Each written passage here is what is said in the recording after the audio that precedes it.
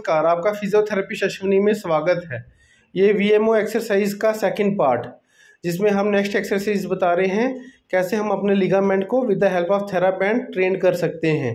जिसमें पेशेंट को जब लिगामेंट टियर हो जाता है, जब उसको टियर हीलिंग हो जाती है, तो हम अपना लिगामेंट कैसे मजबूत कर सकते हैं, जिससे हमें कोई पेन और दिक्कत नहीं आएगी भागने में, दौड़ने में, छलांग लगाने में। यदि next exercise for VMO exercise. अब देखिए नेक्स्ट एक्सरसाइज,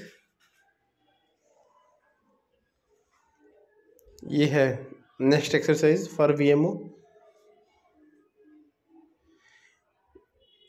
ये था पार्ट 2 वीएमओ एक्सरसाइज का फॉर लिगामेंट पेन और लिगामेंट को स्ट्रेंथनिंग करने के लिए। Please like, subscribe and share my channel. Thank you.